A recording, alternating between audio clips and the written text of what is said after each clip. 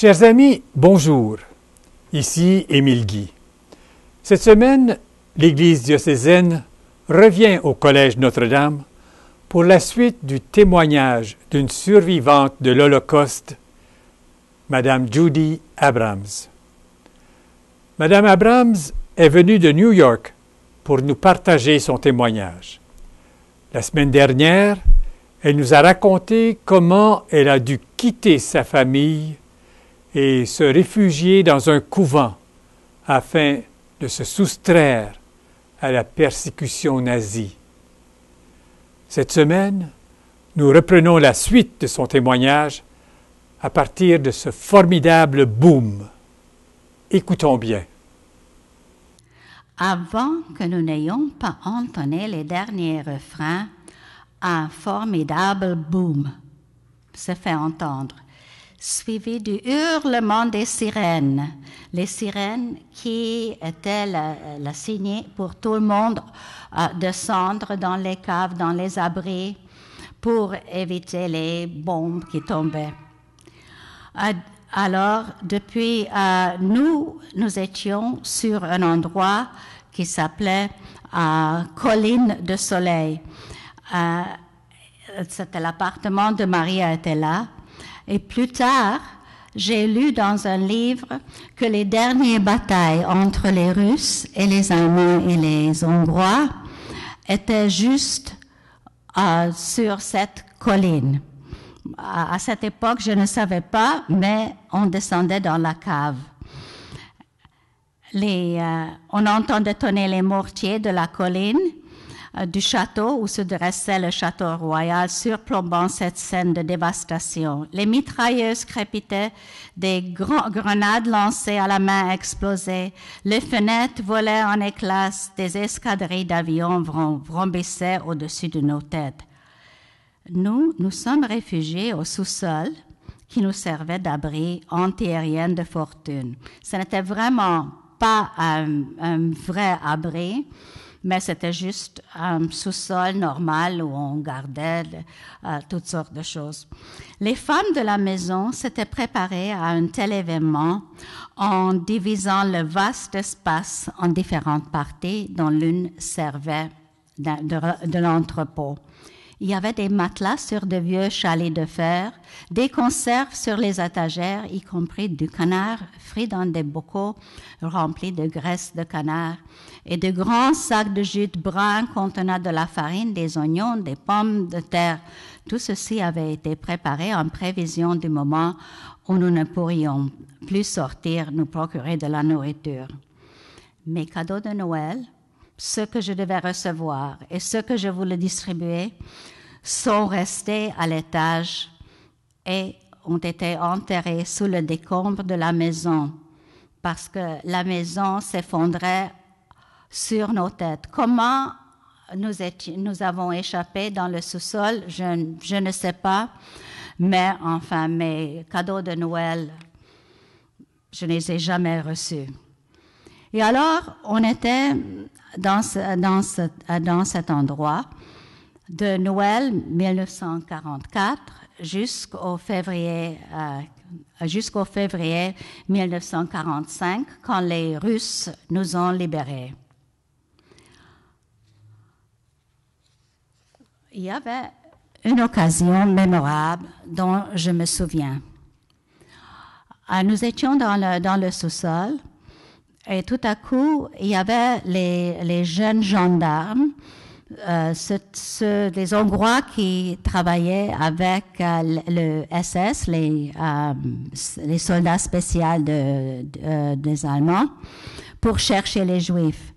Et même malgré le fait qu'il y avait des bombes qui tombaient et à toutes sortes, et la bataille pour la ville de Budapest continuait, ces gens n'avaient pas meilleure chose de faire que de chercher les Juifs et les amener. Il n'y avait plus de train pour les envoyer dans les camps de concentration, pour les amener au bord du fleuve Danube. Est-ce qu'il y a l'image? Alors, ce que vous voyez ici, C'est une image, c'est une photo actuelle du fleuve Danube et à la rive, il y a les souliers en bronze.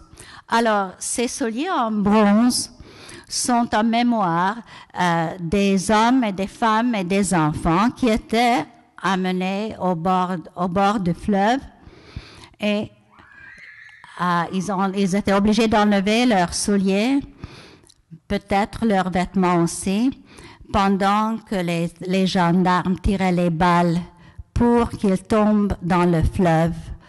Actuellement, le fleuve était à moitié glacé. C'était le sort de quelqu'un que les gendarmes avaient attrapé. Alors, je vais lire ce qui m'est arrivé. Nous étions obligés de sortir du cave et de présenter nos documents.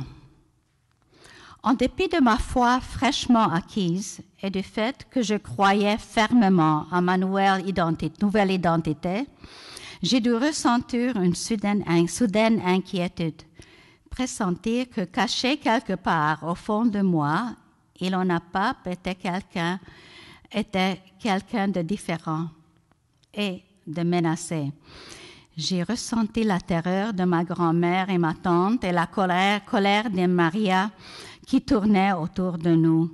Même si elles étaient tout près, je me souviens que je me tenais très, très seule et vulnérable. Lorsque les jeunes gens, les voyous, comme les appelait Maria en secret, ont inspecté nos papiers censés attester notre origine aryenne. Ils ont procédé lentement, un par un.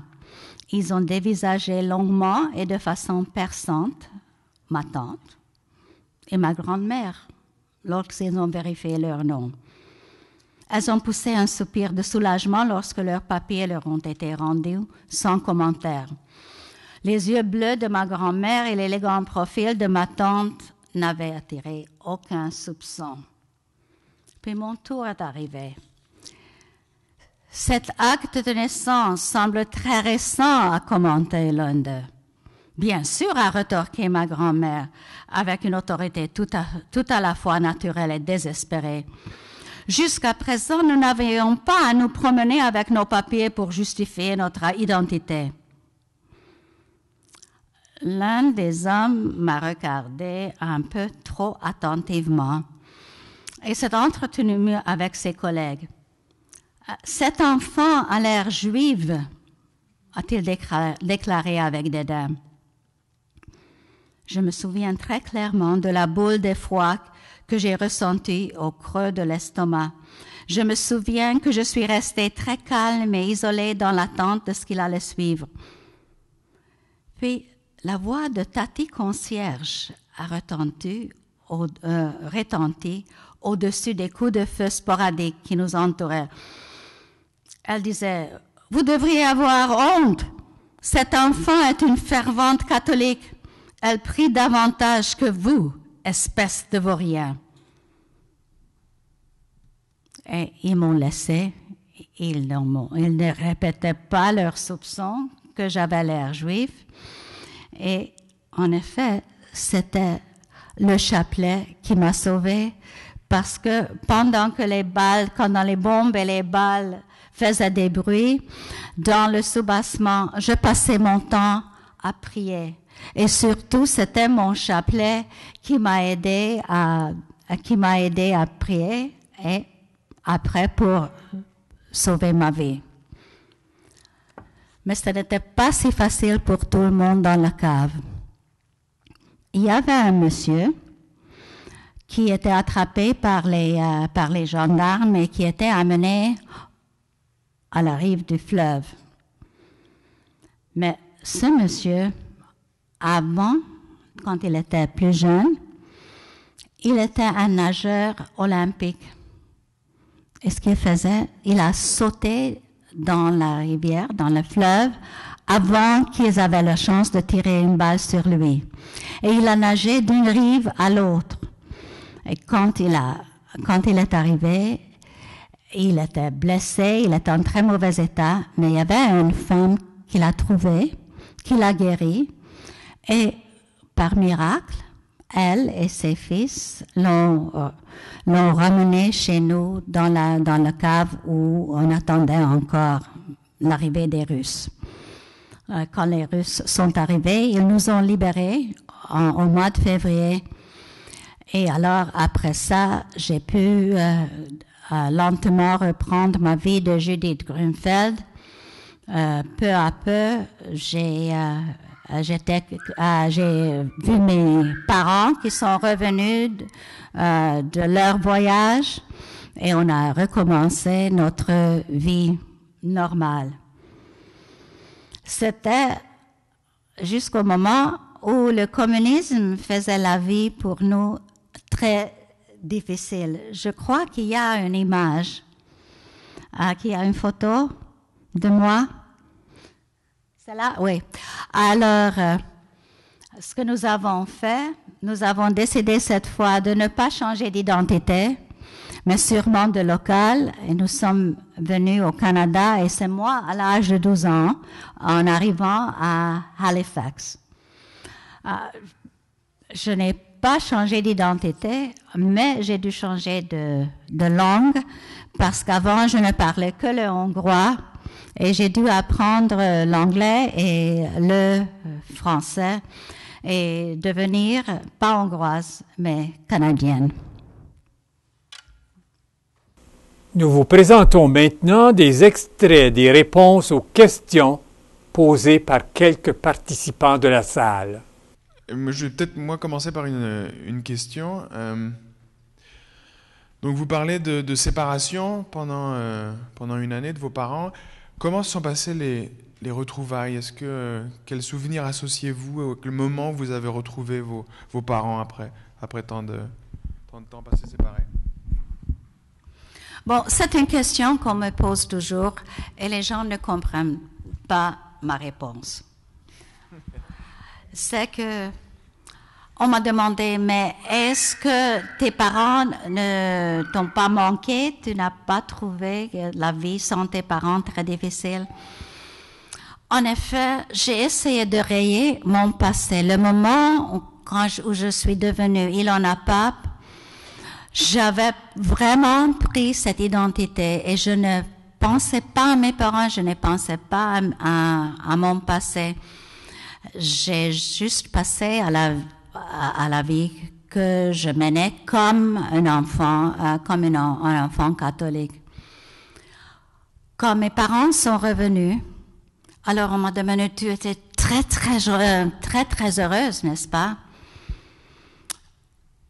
Quand ils sont revenus, c'était un peu étrange. Ils étaient comme les étrangers pour moi, pour un peu de temps. Et maintenant, j'ai lu beaucoup et j'ai vu des films qui montraient les mêmes choses. Que la rencontre entre les enfants cachés et leurs vrais parents n'était pas toujours très, très facile. Je suis retournée à Budapest plusieurs fois. La dernière fois, c'était l'année dernière, quand j'ai amené mon petit-fils pour lui montrer ma ville. J'ai encore deux cousines et leur famille qui habitent là-bas. On ne peut pas oublier le passé. Parfois, quand je suis à Budapest et je prends l'autobus et je vois quelques images, quelques têtes, quelques visages, je pense, qu'est-ce que vous avez fait il y a 20 ans, parce que je suis retournée en Hongrie plusieurs fois, il y a 20 ans, il y a 30 ans, il y a 40 ans. Mais pour la plupart, il y a une séparation entre la vie que j'ai menée avant la guerre et Budapest que j'avais visité avec mon mari et plus tard avec mon fils et mon petit-fils. Mes parents d'abord avaient possédé beaucoup de choses qu'ils avaient avant la guerre. Mais encore plus quand on était obligé de quitter le pays en 1949. 48, d'abord nous avons quitté le pays, 49 nous sommes arrivés. Ils avaient perdu énormément de choses, notre appartement, nos belles choses, et puis ils ont perdu plus que ça. Ils ont vraiment perdu leur confiance en eux-mêmes. Mes parents n'avaient pas beaucoup de chance, beaucoup de possibilités de s'intégrer à la vie canadienne. Mon père a fait faillite plusieurs fois et ma mère était obligée de travailler qu'elle n'avait jamais fait. Donc, ils ont perdu plus que les choses. Je trouve que c'est très important pour plusieurs raisons. Comme juive, je trouve qu'il y a trop de gens, trop de tendance de nier l'existence de l'Holocauste. Alors ça, c'est quelque chose que nous, comme témoins, peuvent nier. Non, l'Holocauste existait en vrai. Mais plus que ça, je trouve qu'en parlant des expériences que nous avons vécues comme enfants, nous parlons des enfants un peu partout dans le monde, actuellement au Moyen-Orient, en Ukraine, en Afrique, qui sont les victimes innocentes de la guerre, des préjugés de gens qui haïssent les autres parce qu'ils ont une autre religion, une autre couleur de peau. Et peut-être que ces témoins peuvent essayer de ne plus faire ça. Quand on est dans une situation pareille, on vit d'un jour à l'autre et on trouve des fonds de courage, de force dont on n'a jamais pensé. J'étais vraiment un enfant très sensible, et très facile à blesser avant la guerre. Si mon ami ne voulait pas jouer avec moi, c'était très blessé. Mais à ce moment, à cette époque, c'était juste la force qui vient de survivre. Mes parents ne voulaient jamais qu'on haït un peuple, qu'on garde la rancune. J'étais toujours connaissant qu'il y avait les bons et les mauvais partout. Et alors, j'ai une petite anecdote à raconter, c'est que mes parents avaient ouvert un petit magasin à Montréal. Et le premier employé qu'ils ont engagé, c'était une jeune femme allemande. Alors, il y avait les gens qui sont venus au magasin et disaient, vous qui avez subi le Holocauste, comment est-ce que vous pouvez engager, elle n'était pas juive, un Allemand chrétien.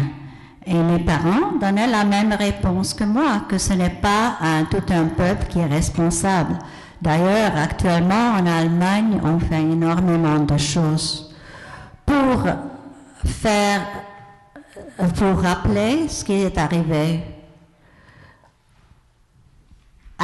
J'ai marié un très gentil Canadien. Mais mon fils s'est marié avec une Québécoise et mon petit-fils parle français comme première langue.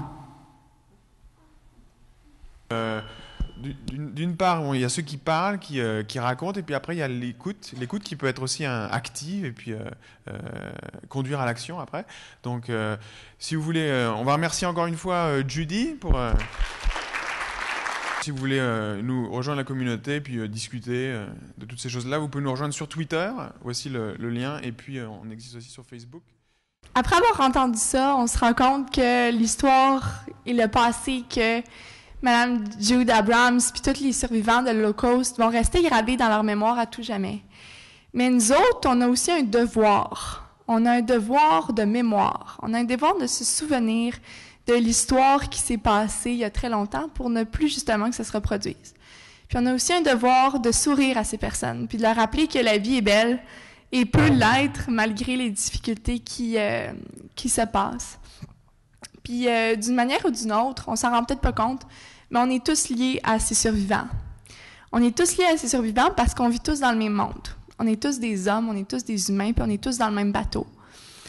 Donc, c'est juste de se souvenir de ça. Puis je veux remercier sincèrement Mme Jude Abrams, parce que moi, ça m'a beaucoup marqué.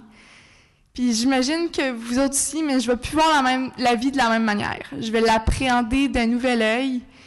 Puis je vais plus voir mes petits bobos sur le doigt comme « aïe, aïe, aïe, aïe ». Tu sais, je vais réfléchir à ce que je vais penser avant. Donc, merci sincèrement Mme Jude Abrams, puis aussi à la Fondation Azrieli. Certains participants ont accepté de répondre aux questions de Rosalie. Écoutons ses réponses. Quels sont les sentiments qui t'habitent en ce moment? Comment est-ce que tu te sens après avoir écouté une telle présentation? Mouvementé puis inspiré à vraiment connaître plus parce que c'est quelque chose qui m'intéresse quand même. Mais juste le fait de savoir qu'est-ce qui a été fait. Qu'est-ce qui a été fait durant l'histoire à cette époque? Oui. Il y a toujours la tristesse, mais c'est plutôt... j'ai peur des fois quand j'entends... J'ai peur pour eux autres parce que c'est comme, comment as-tu pu faire ça à un si jeune âge, même pour Judy, tu sais? C'est difficile quand même de repenser à tout ce qui s'est passé. Je me sens comme une nouvelle fleur qui vient de grandir. Je me sens comme si je viens d'apprendre toute une nouvelle vision de la guerre, puis comment ça s'est passé. J'ai pris mon cours d'histoire, mais j'en ai pas appris autant que quand j'en ai appris pendant la présentation. Qu'est-ce que tu retiens le plus de cette présentation, justement? Qu'est-ce qui te sent le plus révolté? C'est juste voir les images, qu'est-ce qu'elle montrait, puis quand elle expliquait qu'est-ce qui se passait derrière ça. Puis essayer d'imaginer tout ça. Mes images dans ma tête étaient vraiment mouvementées. Juste la façon qu'elle l'a décrit, je peux imaginer d'une façon qui m'a mouvementé. Elle a vécu tout ça quand donc on pense à ça. elle avait tellement de détails dans son discours que j'ai pu créer une vraiment bonne image dans ma tête. On se projetait dans le passé, on était à sa place, on était la Exactement. petite fille. Exactement. Qu'est-ce que vous en tirez le plus? Qu'est-ce qui vous a le plus marqué de ces dits? Je pense que le message important, c'est que des choses horribles sont déroulées dans la vie, dans l'histoire, mais l'important, c'est de ne pas oublier et surtout s'assurer que ces horreurs ne soient pas répétées et qu'on n'oublie pas leur vécu pour que les gens puissent vraiment en garder un souvenir et par un peu solidarité, par humanité, ne pas oublier les gens, mais surtout, on ne veut pas oublier. C'est vrai. Et puis, je pense aussi un message important, c'est qu'il ne faut pas non plus garder rancune envers un peuple. Il faut pardonner le peuple. Il faut réaliser que c'est peut-être une nation, un gouvernement qui a commis des atrocités, mais c'est pas non plus le peuple allemand, c'est pas l'Allemand qui a commis le geste en soi. Alors, il faut quand même garder une ouverture et il faut que les gens arrivent à faire une paix avec ces horreurs. Oui. Alors, ce qui m'a le plus marqué, c'est le fait ce soir, elle nous a rappelé quand même cette immense tragédie qu'il y a eu au XXe siècle, la Shoah, durant laquelle 6 millions de Juifs sont morts. Oui. Elle nous a rappelé, bien sûr, un peu peut-être la chance qu'elle a eue, elle, de finalement échapper à la mort, alors qu'on sait fort bien qu'il y a eu des milliers d'enfants qui sont partis dans les trains et qui sont morts souvent même sans leurs parents. Ouais. Que ce qui s'est passé en Europe était affreux et que la Shoah, l'élimination systématique des Juifs, c'était affreux, puis que c'est pas tout le peuple qu'on doit blâmer. Je pense justement que pour réduire ces actes, ces événements atroces du passé, pour pas qu'ils se reproduisent dans le futur, on devrait enseigner davantage l'histoire? Oh, oui, définitivement. Je veux dire, comme pour moi, j'ai eu la chance d'aller là puis apprendre plus. Comme on a déjà nos cours d'histoire, mais ça s'ajoute pas assez, ça nous donne pas assez. Puis des présentations comme ça nous donnent la chance de vraiment comprendre plus puis d'être enseigné aussi. Je pense que l'enseignement de la Shoah est importante pour nous donner une conscience qu'on pourrait appeler citoyenne. C'est-à-dire, je pense que pour les jeunes concrètement de 10e année, là, qui ont 15 ans, il ne s'agit pas de leur faire porter le poids de la Shoah, mais simplement leur dire qu'ils doivent ouvrir les yeux, ils doivent être au courant de ce qui se passe dans le monde pour être déjà, et à plus forte raison quand ils vont sortir de l'école, d'être des citoyens engagés dans leur milieu déjà, contre Madame l'a bien dit, contre les préjugés, le racisme, l'exclusion qui existe tout autour de nous. On n'a pas besoin d'aller bien loin pour dire que c'est l'histoire des autres. C'est notre histoire.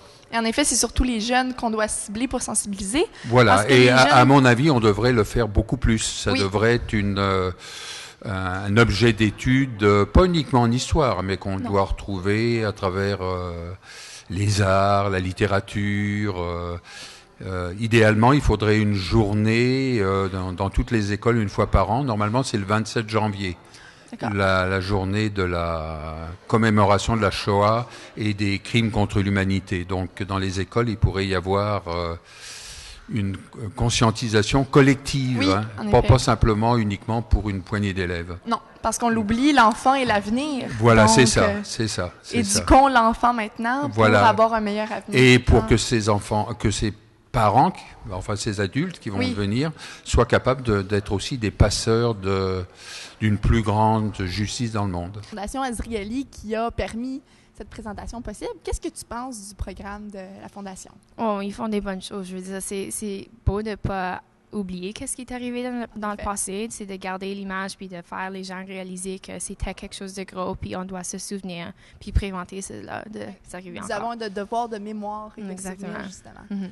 La Fondation Azrieli, j'ai trouvé ça épatant de voir qu'il y a un organisme qui s'occupe de recueillir des mémoires, de garder vivant cette tragédie, cette chose qui s'est passée qui n'a pas de bon sens.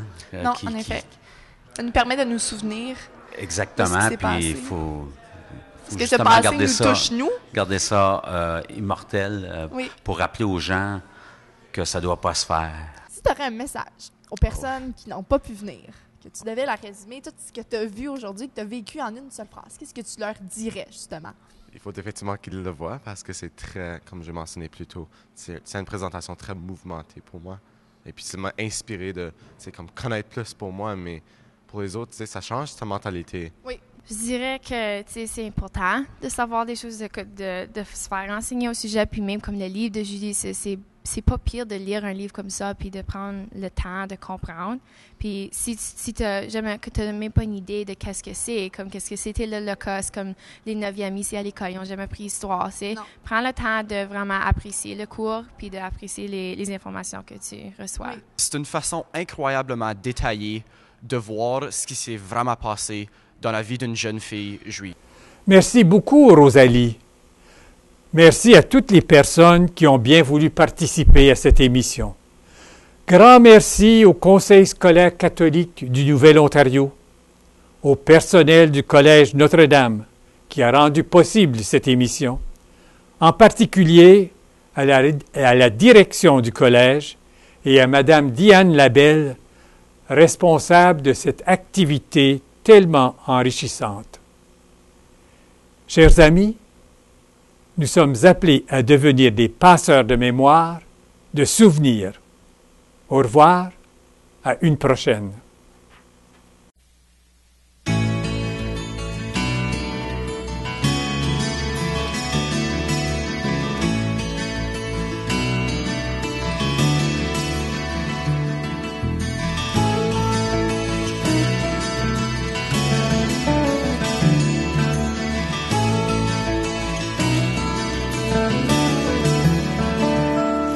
Ensemble, il me semble, on pourrait changer le monde de jour.